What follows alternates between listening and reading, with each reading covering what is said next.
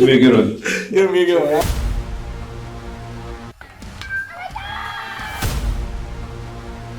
Definitely a different type of process. Cut down or freeze up. Being a coach's son. Jackson, of course, they keep retooling. One stone to face, a hit by pitch. Oh my goodness.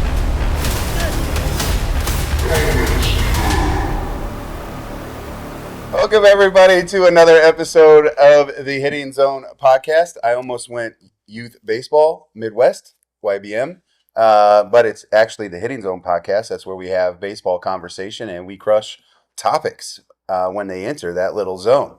And shout out to Game 7 Baseball, game7baseball.com. They got their spring stuff going. I still think they have their multi-tournament deals going. I think it's 5 for 50 or something like that. And of course, those over at Prime Sports Midwest. We have 2 locations, one in Fenton and one in St. Peters. I have the addresses. It's 1550 Ocello Drive. The other one's in St. Peters. 7550 Mexico Road, right? Yep. It's like between Mid Rivers Mall Drive and 79, correct? Salt Lake or whatever that is right there. I'm not exactly sure, but you might know more than I do. Yeah, I think that's right. Okay. That's right. I got a special guest. Yeah, we're going to talk about batting gloves. Mitchell Harlan from GOAThletics. Yep. Going to stop in and talk a little bit about these new batting gloves. I got a sweet color on for those that like the maize and was it maize and gold of Michigan? This is the University of Michigan. Maize and blue. When I say maize and gold, it's a rough morning. I was trying to go with something else other than a local brand, maybe, but that's neither here nor there. I actually like the colorway. It's I do think it's a pretty slick colorway. I like the colorway that he has on. That's like the Redbirds do their, a couple of their Saturday, I think their away uniforms. They have that powder blue, I guess theirs is, but this is an electric. This is the electric blue is what we call it, but it's close. It's close. All right, well, let's talk about these gloves. I know that you're kind of connected with Prime Sports Midwest, right? And then also YBM, I believe, correct? Yep, all right. Absolutely. Just wanted to make sure I didn't screw that up too. But GOAThletics, how did we get the name? So all about GOAT mindset, right? So GOAT's a label that's tossed around to absolutely everything and everyone right now, right? So we're trying to change that. GOAT is a mindset of every day becoming your best, right? Every single day, you're trying to become the greatest you've ever been. If you've got a goal to reach, whether that's make your high school team, college, play pro, you're always trying to become better every single day, right? So to us, it's every day is your chance to become the greatest you've ever been. You got to figure out what that is going to be that's going to get you there. That's pretty, I thought it was for a different reason, but that was a way cooler reason than I actually thought, because I was thinking what they are made with. That helps too, yes. So goat skin leather. So super soft on the inside, extremely durable. They are just... It's some of the softest stuff you'll ever feel. It's great. It's awesome. I haven't put on a pair of batting gloves in a while. I'm not against batting gloves. When I started investing in pine tar, I realized how quickly they rip your hands apart, and the old moist salute technique was not working, where I would try to pee on my hands to toughen up those calluses. It did not work, so I had to use batting gloves. I've always been a Franklin guy. Okay. Not gonna lie. I mean, it's just kind of love who being transparent. You know what I mean?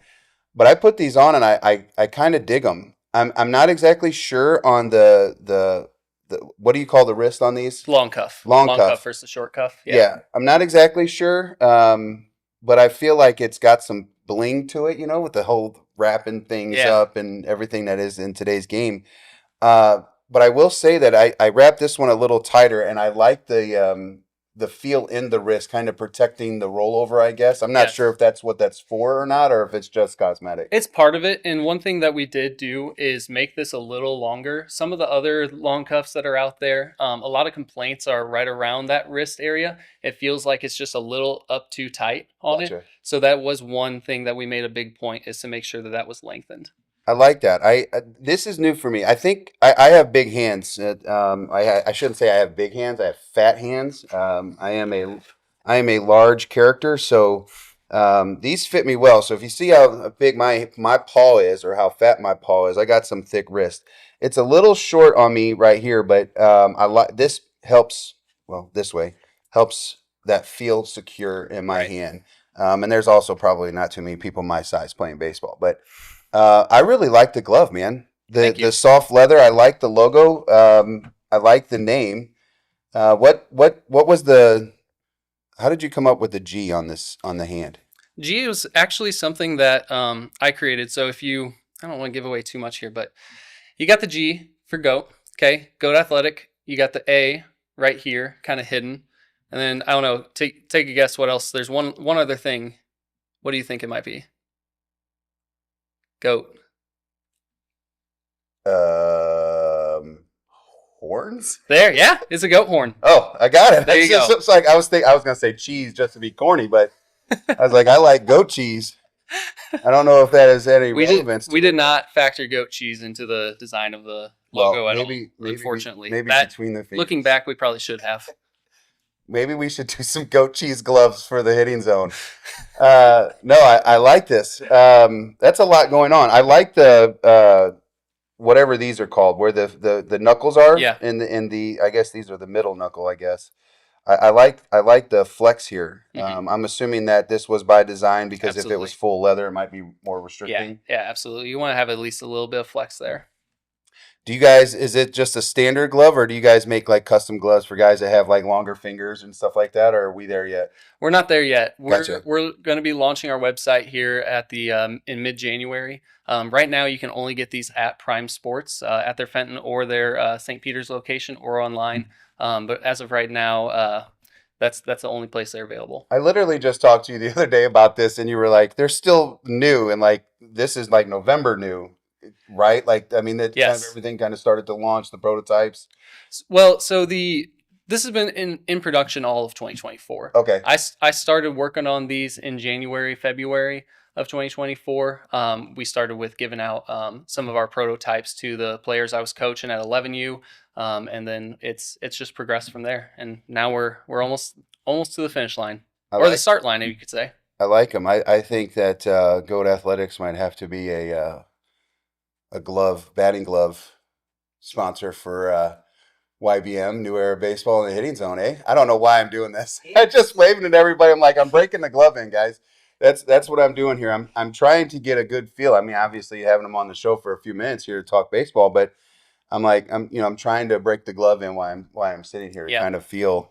And for me growing up, I don't know what made me not wear batting gloves. I think it's because I sweat maybe, and so I had that hand sweat inside, and so I don't think I was just into batting gloves then. I couldn't have the feel. I'm not sure.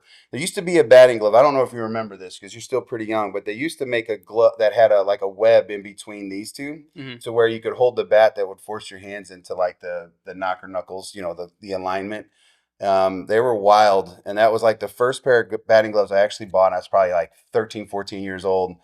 Tossed them right away, and they were like $50 back then, which was an expensive glove. Yeah. In January, you're gonna go check out the website where you can get your price points on it. They come in a slick little bag. I'll show this side, not the back side of it. It's got the GO and the horn.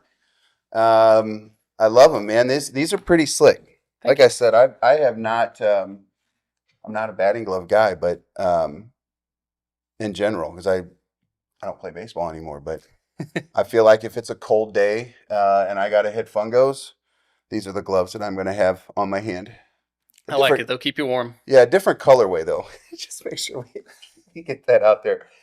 I do have a baseball question, though, to ask you. So how many years removed are you from the playing scene? Playing scene, so it would be About 7 years when I stopped playing in college. And where'd you go? Millikan University, The Decatur, shirt, Illinois. Yep, the shirt you have on. I'm a D3 coach, and so obviously we spent some time in the area playing midweek games against you guys. All right, pitcher, correct? Pitcher. All right, so with pitcher with batting gloves, it's kind of a weird concept, but he probably wore a lot of batting gloves to keep his hands warm while he sat between games. Well, high school as third base as well. So. Oh yeah, you did. I wasn't a PO in high school. PO just in college. I got you. He was coached up by Brayman, who's been on the show. Yep. He's one of the early episodes. Coach Mike Brayman. We had talked about that the other night at an event, and small world. Obviously, everything started connecting. So I got a question. This is something that I brought up. I think he even liked it. It's the conversation that I put on Instagram and Facebook about the most important count for a hitter and a pitcher. Not just, who benefits, from first pitch strikes or, whatever.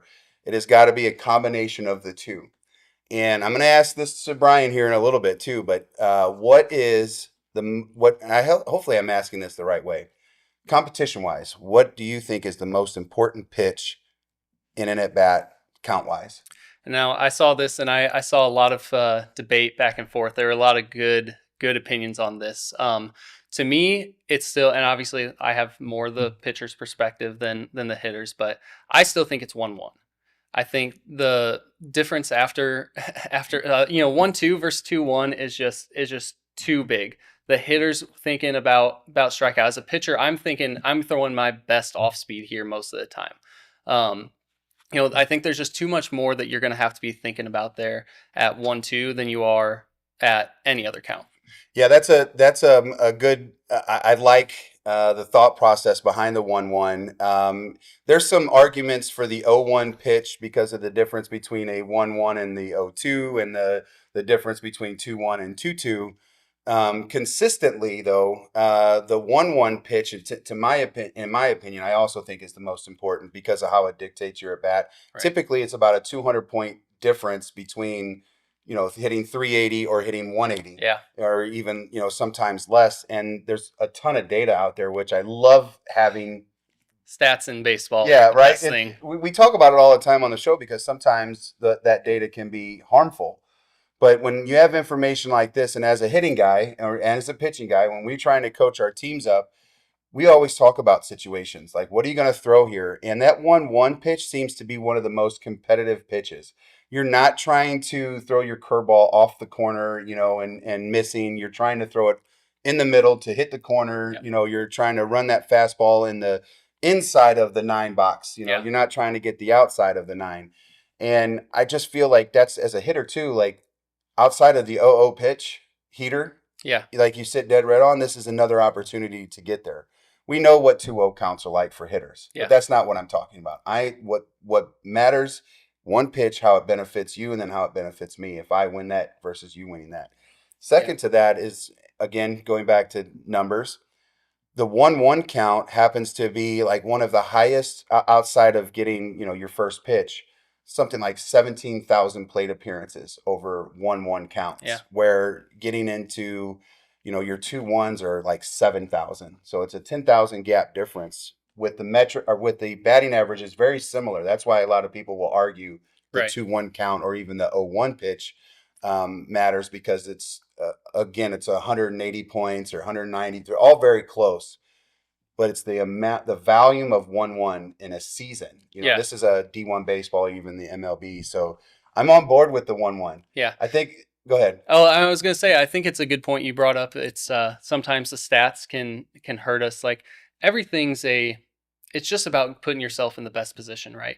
Like nothing's perfect. You can't say that I have to get to 2-1 every single time as a hitter because that's going to be my best opportunity and that's the best percentages for average and everything. Like every at bat is going to have its own differences and everything. So it's all about just giving yourself the best opportunity and trying to make that way. But it's never a perfect, this has to be this way, right? 100%. So, yeah. Yeah. Overthinking about those kinds of things can definitely hurt. I think that overthinking in baseball is definitely one of the biggest issues, especially at the youth level. it's huge. Well, the one thing and just to talk about the thought processes and how we perceive information, the difference between like a D1 athlete versus a D3 athlete, the D3 athlete, I feel like when you have a conversation with them, they analyze and they overanalyze the information big time because there's some smart people. Now, I coached at WashU, and I think they're some of the brightest people that are, young people in the world. But, it's a 32 ACT to get in. So it's bonkers. But I think that about coaching them up, and I'm like, man, it is so very hard because all I did was just did it. So if I watched my coach do something, I tried to mimic what I was being taught. I tried to mimic what was on the big leagues. Nowadays, you try to get them to mimic you, and they have a gazillion questions. Which way do I tie my shoelaces? I'm being ridiculous there, but that's what it feels like at times having conversations about people overanalyzing. Yeah. However, going on to debate that just a hair, that gives us situations to think about. And you've been around the game enough to know that there's things that you are learning every single day, every single game that you're like, I've never seen that before. Yeah. You have to remember those things. So having information like this is saying, hey, I'm 1-1 right now. I got nobody out, nobody on. I'm going to get a competitive pitch. I'm going to lose it. Yep. It might be very different if you have a runner on third base. I think that's what you're talking about. Absolutely. Just the scenarios change. They have to change your approach.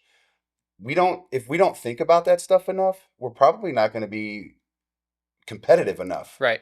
Well, and it comes back to too, like, not just the count, it's like, what's the game scenario? Do you have that runner on third? Is it a close ball game, or is it, a blowout right now? Are you down 5 or are you down 1? Do you need to just give yourself that opportunity to just put that ball over to the second base side, get that runner in if you have less than 2 outs? Or are you out here trying to you have to make a name for yourself? You have to get that double just to keep things rolling, right? Yep. All those things come into factor. So it's a tough debate to have. Too many things go into it. It was fun because it ended up having like 80 something comments on it, and there was a ton of back and forth and a ton of just information and perspective and views, and it came from pitchers and hitters. So most of the pitchers was like, it's the first pitch. Well, I get it on the value of the pitcher. I was shocked to see that the difference between 0-1 and 1-0 was not big. It was like a 20 to 30 point difference between, being down 0-1 or up 1-0. You'd be a 360 hitter or a 20 hitter, I think was the last graphic I posted on my Facebook post. But I'm like, man, that's not bad. Then 1-1, it was like, well, it's 3 this, but then you go 1-2 and it's like, holy smokes. The difference of 2-1, you're hitting 380. The difference of 1-2 is 180, 170s. And some, this is not youth ball either. Like, I think it changes for the youth because we're just trying to throw balls and strikes, and that hasn't developed yet. And I don't have high school numbers. A guy from Credo Sports, he had actually, his name's Rick Weaver. He responded and is like, we tracked this in a high school baseball, and his numbers were a little higher because, it's high school baseball. So guys in the 1-1, hit 400 and some change. They hit 200 here. So you're still seeing 200-point differences. Right. Mitchell, this was a impromptu. Yeah. Hopefully you weren't too nervous. GOAThletics. How do we? I know that the website's not live yet, correct? Yeah, we're about a month out from the website, but as of right now, you can get these at Prime Sports, either in store or online. That's the only place they're going to be until our site is live. Gotcha. And do you have a website yet, or do you not want to announce it? It's GOAthleticproducts.com. Okay. It's like you can sign up right now to be notified whenever it goes live. But yeah, it'll be live in about a month. Is that like a subscriber thing? Kind of, yeah. Yeah, just like an email subscribe. We like subscribers here. Yeah, so I bet you do. You go to Youth Baseball Midwest on YouTube and subscribe, hit the dingers, because there you go. That's what we need these for, to hit dingers. You can only get them at Prime Sports Midwest. You'll be able to get them online here in a month, but you do have social media, correct? Yes, for absolutely. the company. And what is that? Yeah, same thing. GOAthletic Products. I didn't notice that earlier. I like the marketing there. Well, it's well done. Yeah, trademarks are tough, man. You got to work with what you got. Trademarks are really tough. I get it. My baseball brand is New Era Baseball, and so obviously I'm wearing a New Era baseball cap. Yeah, right there. Right there, and I had to make sure that this was okay to do. And New Era was obviously fantastic to work with. We didn't brand them, the logo, so we were okay because you can't, New Era is just 2 words, right? So Yeah. I'm okay. But anyways, I understand that piece, and that's a tricky one. Mitchell, thank you. Yeah, thank you for having stepping me. in for a few Appreciate it. minutes. Yeah, talking about the product. I can't wait to see some of the more of the product, because I know that we got some black and purple coming, because obviously the hitting zone's got some black and purple in there. So Absolutely. I can't wait to check out the site, man, and get these in some folks' hands this winter. Yep. To demo and stuff. Yep, definitely. We'll be at the winter workout tour as well. Good call. Yeah, on January 7th at the hitting zone. Yep. And a few other stops along the way. Well, thank you. For everybody out there, man, go tune in, go check them out. Mitchell's got a good product in there. They're very competitive. With the batting gloves that are out there, I think that you'll like them once you get them on your hands and take some swings in them. But you got to go follow him for updates, right? And then when you follow him, make sure you go over to Youth Baseball Midwest, do the same thing. Follow us there. The content's awesome. We have a bunch of contributors. And so if you go to youthbaseballmidwest.com, it's .com. You can find all the social medias and all the channels there. The big thing is going to YouTube. You got to hit the dinger. There's a bell. Hit it. Turns yellow. Ding. That's what we do after the aluminum. Because I have to use that now because of my age. I can't swing wood. I get like 85 off the wood. I get like 95 off metal. I always hit down because that's where I get the best PBR numbers. Is when I hit it straight down, I get good exit speed numbers. I cheat the system. I know how to do it. But anyways, you guys have a great day out there. It's showcase numbers. Gotta love them. And I'm not poking any fun at PBR. I love Kevin Mulder and what he does. He works with us. We do games together. Fantastic. A lot of signings out there. Shout out to Riker Benz real quick. I didn't get that. Riker Benz. That's the call right now for him to go down to where he's going to school, Augusta in Georgia. But obviously, Prime Sports Midwest, son of Rick Benz. So congrats, young man, for that. But anyways, closing out here. Thank you. Everybody have a happy holidays. Merry Christmas to you. Happy New Year. Be safe and have a great day in the Lord.